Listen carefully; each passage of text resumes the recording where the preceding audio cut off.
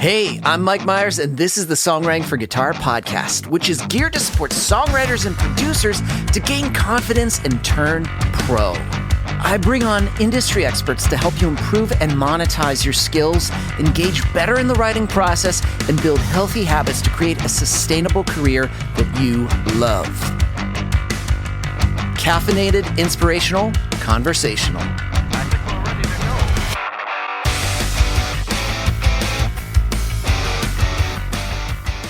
Hey friends, Mike Myers here with the Songwriting for Guitar podcast, episode number 71, How to Get Better Gigs.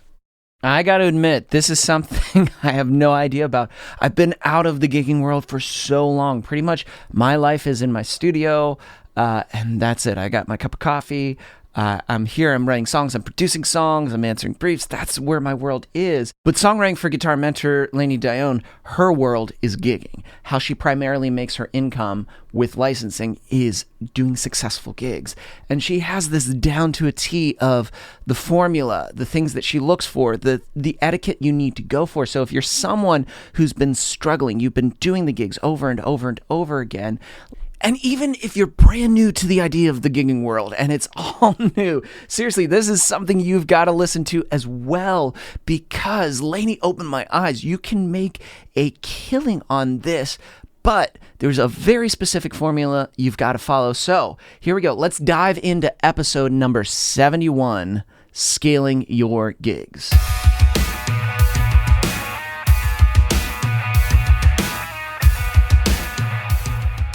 I'm pumped to have you back on because I want to talk about something that you do really well that I have zero clue about, and that's live gigging. Usually when I think about live gigging, or at least I get that, I think when people have that image in their head, they think of like the starving musician with like a little cup coin that's like, would you give me just a little bit for this song? But that's like, you can make decent money from gigging. Yeah, you definitely can. That's what I do. So.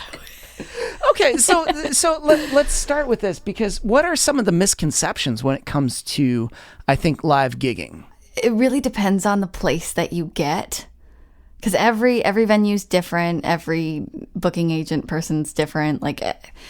So I would say some things that you would think would happen, like paying to play or playing for free. That stuff does happen all the time. It's just, you got to say no.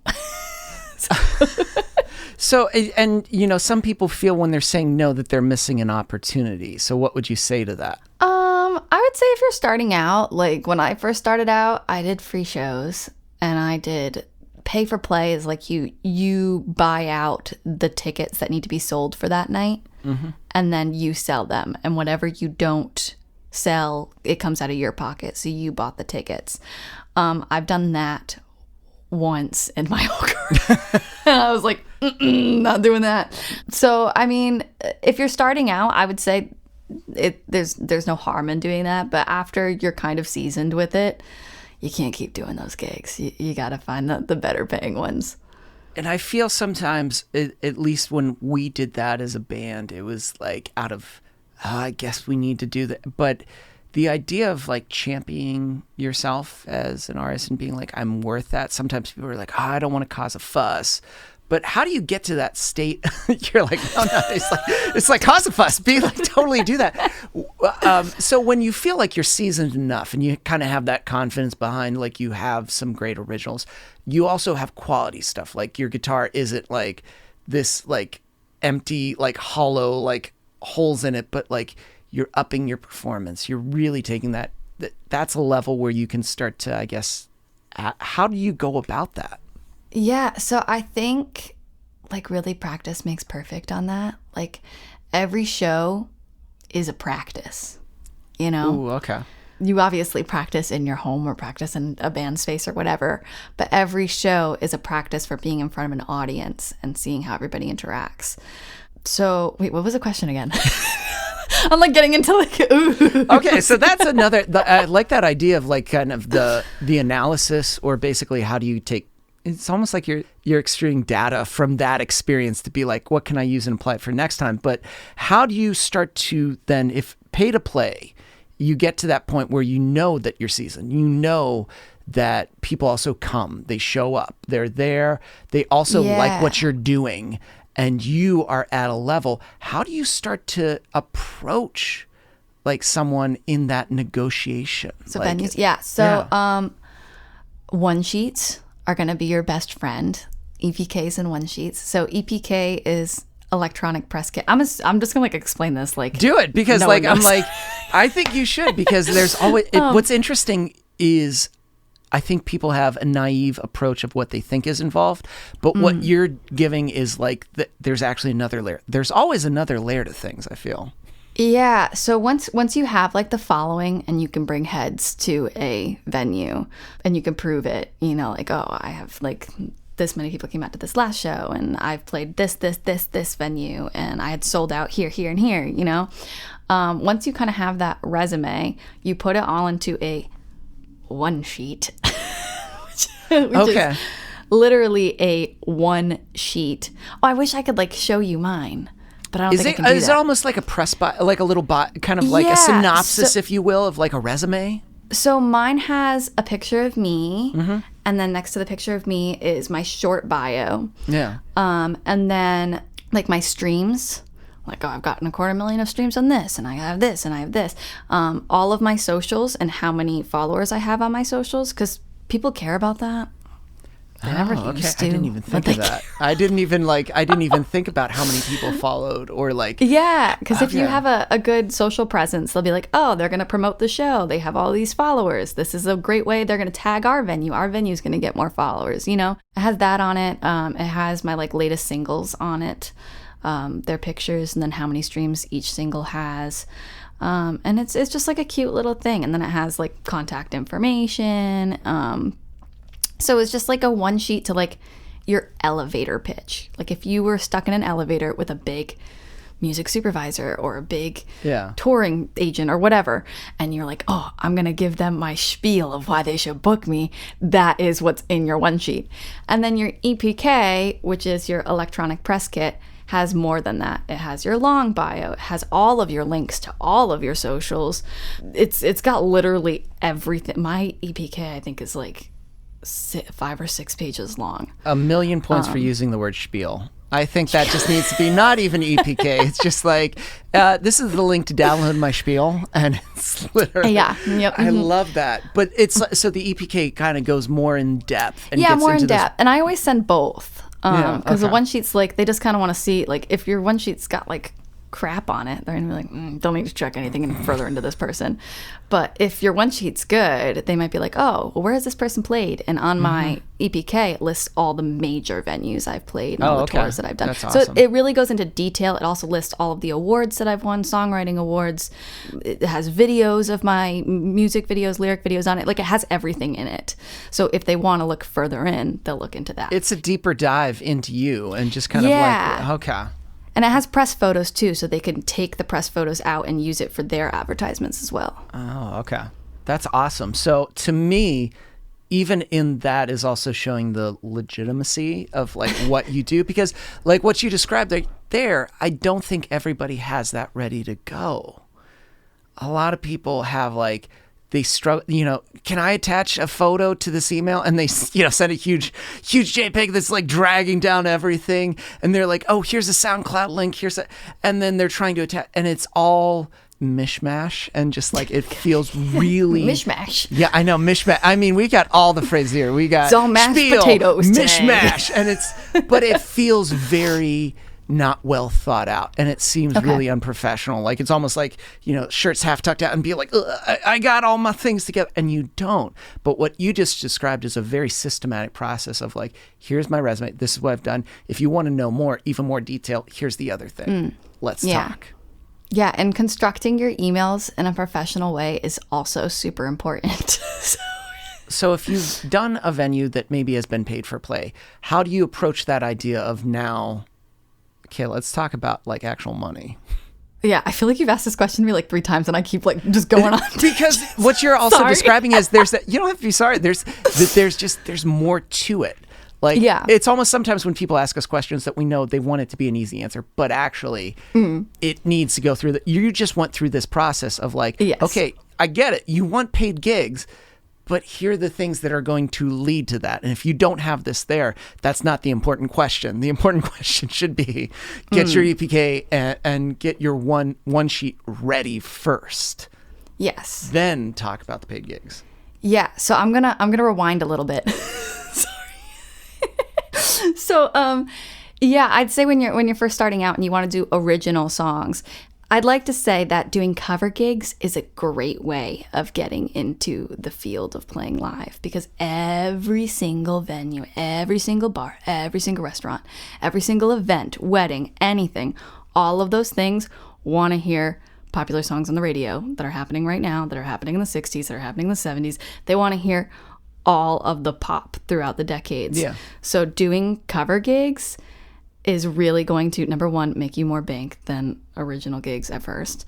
And it's also going to be great to get you a fan base. Yeah. 'Cause not everyone comes out to singer-songwriter show nights, or if they haven't heard you, they might not come out to you. But they're going to go to Johnny's bar down the street that they go to every Thursday, and then they're going to discover you there, you know? So I'd say doing cover gigs, great way of getting into it, and sneak like 2 or 3 originals into your set. But for originals, start out doing open mics, and then, do some showcases, do some songwriters in the round, then do your paid for play if that's what you feel like you're there. And then getting out of that, hopefully you've gotten so many venues along the way of that you could take all of the experience that you have, put it in an email and say, hey, I've played this venue in your area. Mm-hmm. I've brought so many people here. You should definitely book me for your upcoming availability, Yeah. So getting out of pay for play or doing free shows is just like literally showing your resume of places that you've played and showing that I can bring in people. I can make you money. I've done this before. It's the evidence, and I love the idea too of when people think covers, but I love the concept of learning covers purely from also a songwriting standpoint, because you're really digesting the structure, the melody, and the layout of songs that work well. So, because most likely if you're performing, you're probably also writing, and if you want your lives and your writing to be better, it's like, well, you have to analyze a whole bunch of songs that are working. And so if you can do that, you're performing and making money, and you can utilize that as like figuring out like, oh, so that's modern song structure. That's something that sounds Ed Sheeran-y. That's something that sounds Coldplay-esque. That's something that sounds, you're getting paid to do all this homework of understanding songs. Yeah, that's true. Yeah. Everything that you learn from learning cover songs, you can apply to your own. Like it's a blueprint for, wow, these songs made it. Now I can make my songs make it. Yeah. Oh, that to me is like understanding all those elements. So, okay, we are amazing. We've got all these venues on our hand. What do how do you even word this in an email that you're opening the discussion about payment? Well, I don't start with payment. Okay. So okay, that's the first. Starting with payment means don't start with payment. Okay, then how do you start that conversation? When I reach out with a big bang. I'm a Berklee College of Music graduate. I've been signed. I've done this. I've done that. I've done that. I have my shows on national television right now. Look you should really book me. I'm doing things, And then they're like, wow, this isn't the average Joe Schmo that plays the same 5 songs over and over again, Let's look into that. And once they look into me, they're like, oh, she's good. Separation. So it's like you're almost trying to say, like, here's the slew of people you probably get a lot. Yeah. You don't even worry about, you're like, hi. Because there's so much competition. Yeah. I mean, some people are in their 60s and have been playing the same bars for forever. They have residencies there. So you're competing with people who have been there for forever. And not that you steal their spot, but you're just trying to get in there too. Yeah. But I love how you're just really coming out of the gate. Like, here are all the things that like this, set you and this, apart. where it sets you apart from, I don't know, the Jimmy goes like, hey, I play CCR covers Thursday nights at Jimmy's Jack Shack. You should have me play. that doesn't stand out as opposed to like, oh, you currently have like 3 songs that were just placed here. Oh, you also have this many streams. You're really making the case for you. Yeah, because the more professional that you look, because a lot of people, and there's nothing wrong with this at all, but a lot of people are doing this as a hobby, as a side job. You know, like they have their 9 to 5 and then they just play Jimmy's Jack Shack. Why are we making up random things? But they play Jimmy's on Saturday after a long shift, you know? Like a lot of people are doing this as a hobby. Because it's fun. They just think they love the idea of pretending to play. And just like, you know, and people enjoy their songs and they sing songs that other people have written. It's their dream, but they're working 9 to 5s as their job. So this is like their side dream thing. They're not really pushing for it. So if you can prove that like you're really professional, you're actually pushing for this, this is like what you do, you know, that sets you aside from a lot of the hobbyists that are doing it. So you're more likely to bring in more heads as somebody that's focusing all of your attention onto your music than somebody that's just doing it as a hobby. But this is interesting because this happens with music. Like what we're talking about right now rarely happens in any other profession. Like the person that's like, you're competing against someone that just likes, it's like, I don't know, do you want to go to that 5-star restaurant or do you want to go to that restaurant that has no building because they don't have it as a real business, but he puts up this little tiny box on the weekends that you go to and he kind of makes some stuff. Yeah. Yeah, you definitely have to really prove yourself to get, because like I said, a lot of these slots are residencies that people have had for forever. Wow. So if you're trying to get in, you got to really set yourself apart. Do you have a number in mind when you start doing this? Let's say it gets to the next stage. You're like, awesome, we love you. This is great. See, my number has changed so much over the years. Oh, that leads to another question, I guess. Like, how do you know when to change your number? So I started out really low market. I super undersold myself so bad. I did too. In anything that I did with like recording guitar, because we feel so. Was it a place of like, oh, I'm not sure if I should. Like, did you feel like, oh, that's too much? That's too much. Well, I was like, oh, I'm a baby. Like, this is my first show. Anything I get is good enough for me, you know? Yeah. I started, I started gigging professionally 2015.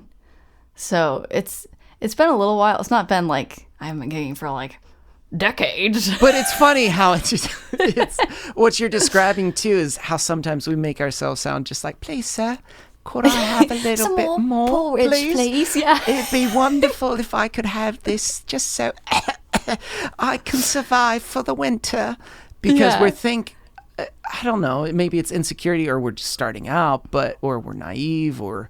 See, like, well, Berkeley gave me a lot of confidence because that's a really hard school to get into. Yeah. So I knew I had something going on, you know, but starting out, they gave me the rate that they apparently give everybody. So they have like a rate that they say that, oh, this is our rate that we give to everybody. It's not the rate that they give to everybody. So Jesus just booked a gig here on Saturday. Yep, that's what we give Jesus to. Jesus does not get anything else. So I learned to, after going through, okay, this is just the standard. That's not really the standard. Because if you ask your other musician friends that are playing the same places, which I don't just dead ass ask people like, hey, what are you making there? Don't do that ever. But if anybody ever tells you what they're making at certain places and you realize, oh, they're making a lot more than me, that's not the standard. So I found out over the years to not settle for the standard and to find out what my worth was.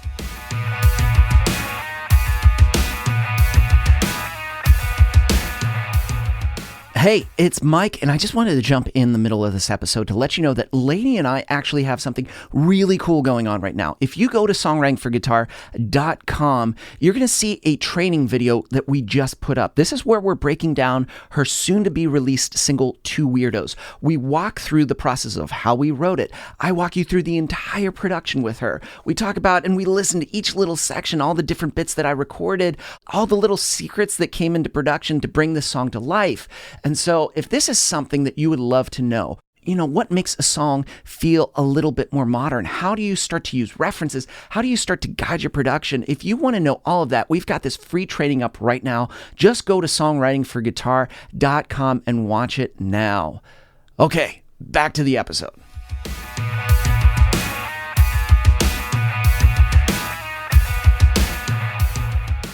I would assume now, like, you have no hesitancy in just being like, oh no, it's this.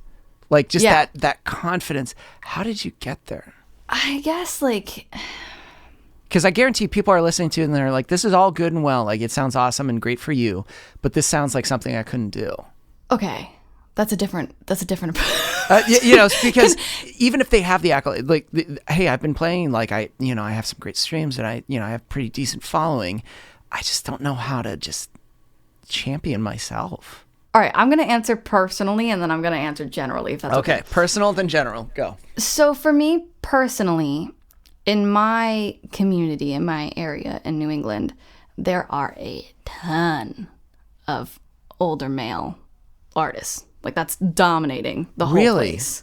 A ton. There's only like me and maybe 2 or 3 other like younger females that are playing out. Okay. Consistently. Yeah. I do like about 100 shows a year.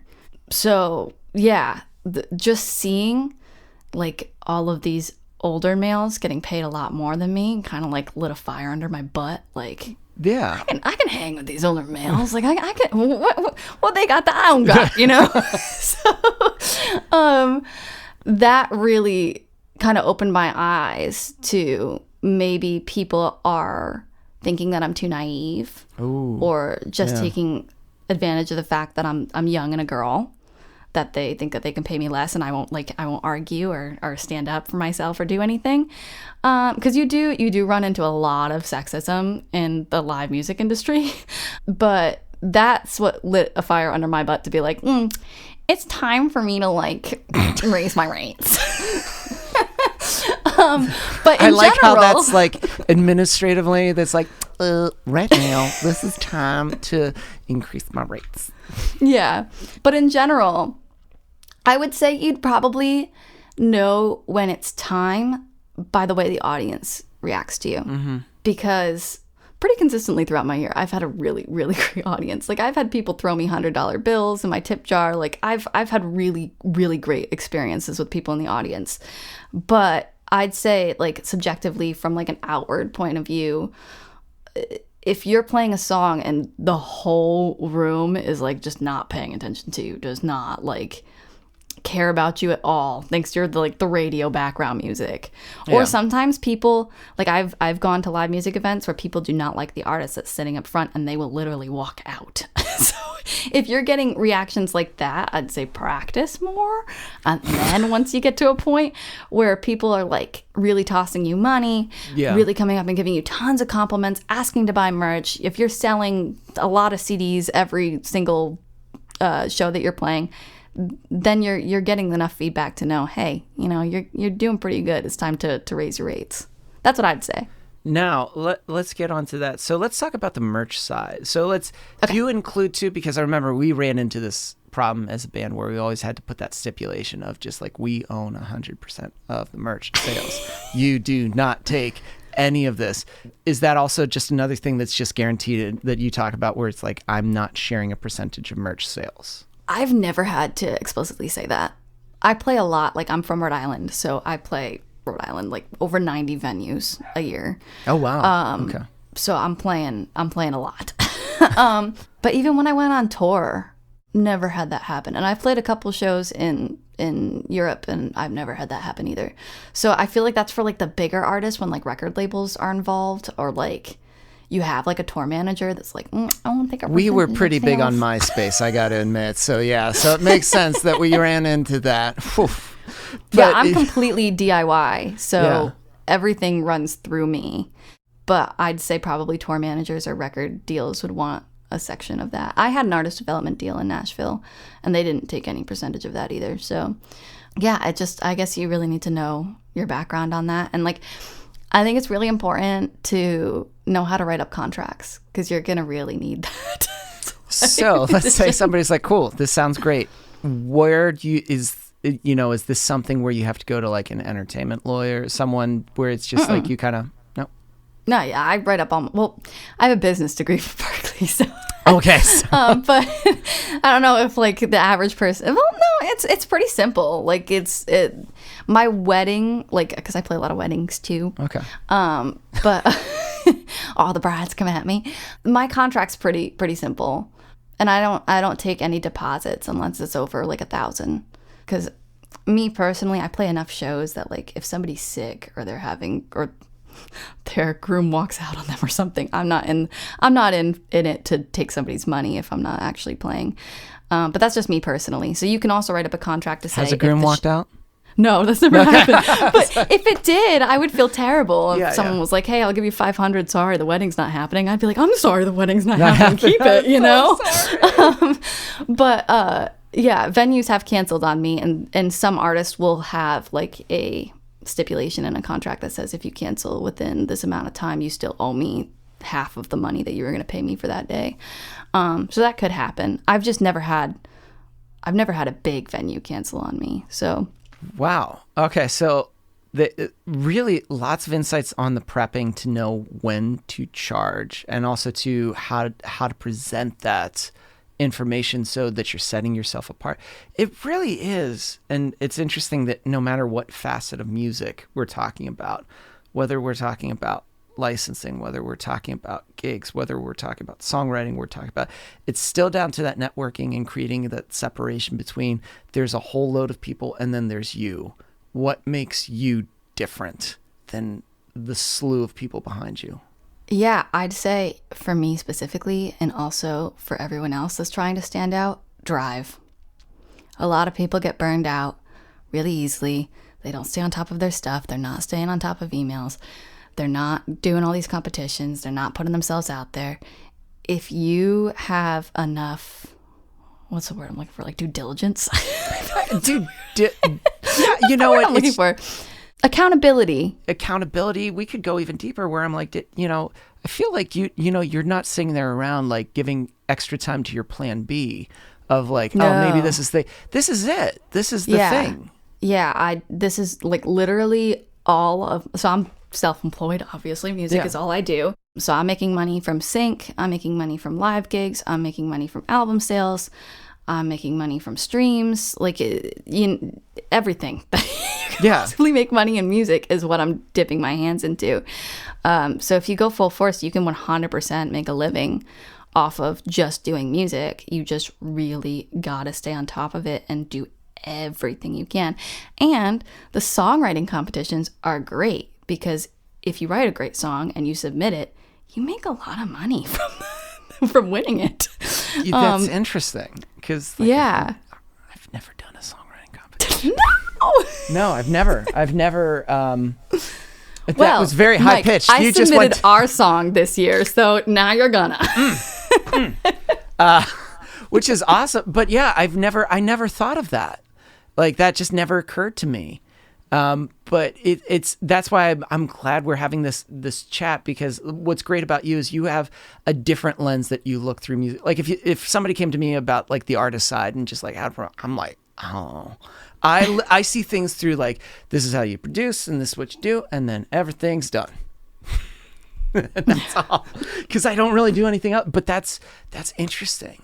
It's a lot of work, but it seems like there are benefits to all of it because it leverages they're all connected, because what you said, like streams, all of them are different pools of music, or I guess different buckets, but they all work together because they can help other buckets, in this case the gigging side of things. And I have one client, and I know he does a lot of successful gigging. But has this happened to you too, that like some of the gigs have also led to private events? Like somebody sees you at something, every gig, and then at a meet. Oh, okay. Yeah, every gig. Someone comes up to me and is like, do you do birthdays? Do you do weddings? Do you do corporate events? Yeah, I do. Because I feel that's another realm that like, there's the gigs that you're doing for a bar, a venue, but then private is like, that's another stratosphere of like. Yeah. If you don't have business cards on you 24/7, you ain't doing it right. Well, it seems like, as you said, you never know when someone's going to be like, could you, yeah. And then like that elevator pitch that you're talking about, that you have to be like, boom, here you go. Here's my card. Here's my QR code. Here's the thing that I have right here. My card does have a QR code. It does? Yeah, I would imagine, because when we were slowing down as a band, I noticed that popped up a lot where people would have these little things and I'm like, what is this? Get out my phone. But it's so helpful to have that, like your Spotify, all of your information. Game changer this year too is that during the pandemic, people like weren't coming up or doing anything. And it's still kind of sort of pandemic-y, but since the pandemic, I'd say maybe 20% of my audience doesn't have cash on. And so my QR code gives my virtual Venmo tip jar. Oh, okay. So if you are gigging out, I don't know why, but since the pandemic, Venmos seem to be more of a thing than cash. So add the virtual tip jar to your QR code. That is a really good, and I guess that's another question, since we're kind of, it's still every year I'm like, we're coming out of pandemic, even though it feels like it's another year. Like, are we? I don't know. Should we go back inside? Have you noticed also to people wanting to just be out more and just being part of a live experience, where before it was like we were used to live events, and then there was this period where we were just inside all the time and none of that happened. Yeah. But now that as things pick up, that people are out because they just want to be. Yeah, people definitely appreciate having live music after it was taken away. Yeah. 2020, like literally all of it, I don't think I played one show. It was all live streams. So when things started to ease up in 2021, everybody was like, thank God. Just that slow. And now it's just like, I was just curious if that, you noticed that there was more of a, I don't want to say surge because that's pandemic-y, but like there was a larger amount of people just like coming back to a gig because they were just so tired of being cooped up. Yeah, I guess, For my smaller gigs, there's a couple of gigs where I play to like 600, 800 people. Oh, wow. And those haven't been happening yet still. Yeah. So there's still, like, when it's like big gatherings, the smaller businesses are still like, I don't know if I want to get back into that yet. I don't know if that's going to be a health code issue. Yeah. So, I mean, that's still happening. But for the smaller venues, like the 50 to 100 people, they're like, oh, thank God.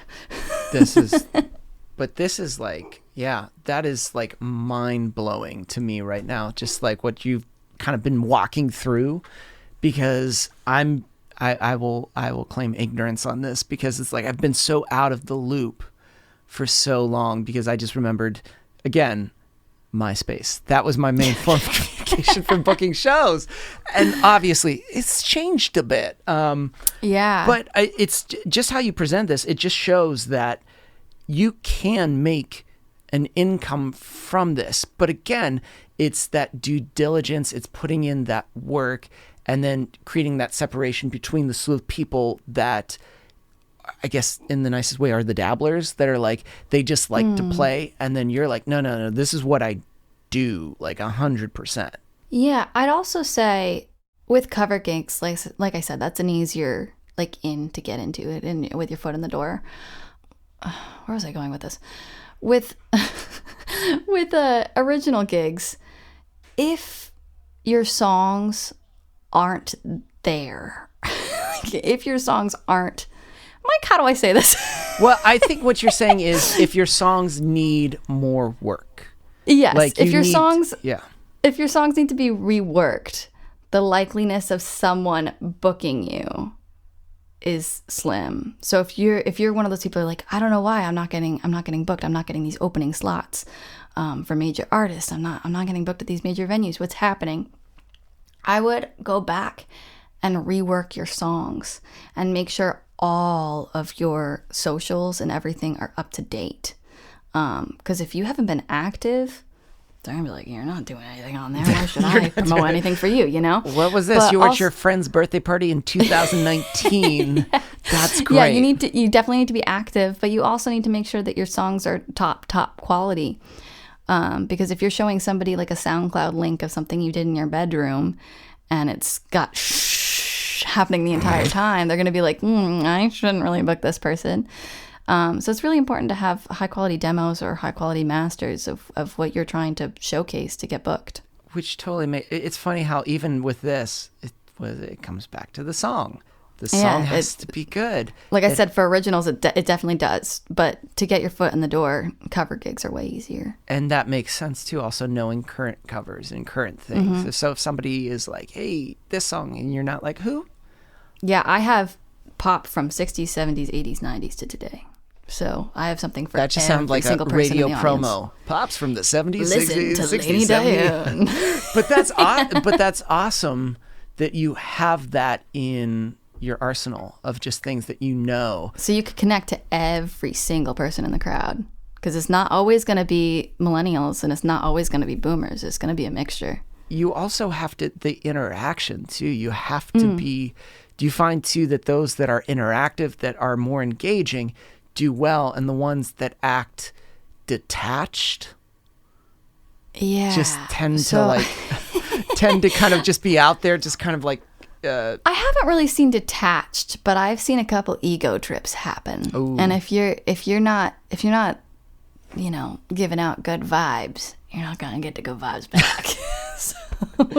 You ain't giving the good, but it probably does, because we can read humans where we know if somebody seems annoyed or frustrated, it comes across annoyed, frustrated. So if you're a person that's like, I don't like this crowd, and you have an attitude, and yeah, I've run into maybe one or two of those, but mostly on the negative side of things. It's always people that think they're better than everybody else and are pissed that the audience isn't reacting to them because they're the best in the room, they're the best in the state. If you have that attitude, I mean, no matter how many accolades you have, you can't act like your poop doesn't stink. You can't act like that. Because it clearly does. We have a sample and we want you to smell it. Again, it's funny that we're coming back to that. So we talked about it comes back to the song, but it also comes back to just like lessening the ego, shutting it up. Because mindset's huge. And it's funny when people are like, oh, mindset doesn't matter. And it's just like, no, this is so important, because you're also providing a service. People are hiring you to provide a service. And if your service is also interaction and you come across as a dick. Yeah, like I said before, when I was like, oh, you got to show your stuff. Yeah. It's a balance. I mean, how I started out being like, oh, porridge. You can't be like that either, Yeah. But you also can't be like, I've won this and this and this, and I'm due this amount of money, and all these people are gonna, like, you can't act like that either. It's a balance of kind of humble bragging, I guess. No, it is humble bragging, because what you're talking about is, yeah, you just because it's facts. You can't be overwhelming, and you can't just be like a jerk, because nobody wants to work with that. Nobody wants to write with a jerk, and let alone nobody wants to pay really good money to have them there for hours be jerky. Yeah, I go over all of that in the co-writing workshop that we did. It's so co-writing etiquette. It's so important. Well, this has been very insightful and just like mind blowing, because I'm like, and I'm sure a lot of people that were under the assumption that like, people can't make money from live gigs because they're probably not doing the system you're describing. They're just probably just ramming, this is my price, or just like, could you maybe let me play a few songs on a Saturday? Yeah, definitely know your worth is, but also be very personable, This was awesome. So thanks for sharing your insight on the live gigging world. That was just like, thanks for having me.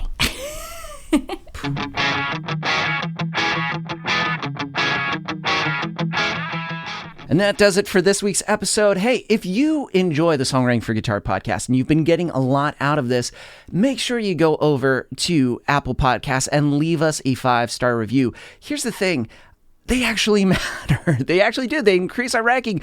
It brings awareness to this podcast. So this is something you enjoy weekly. You download it. You've enjoyed going back to previous episodes. Make sure you go over there and just leave us a little review. I read each one and I really do appreciate it. This podcast was edited and produced by Chris Fafalius. I'm Mike Myers. Thanks for listening.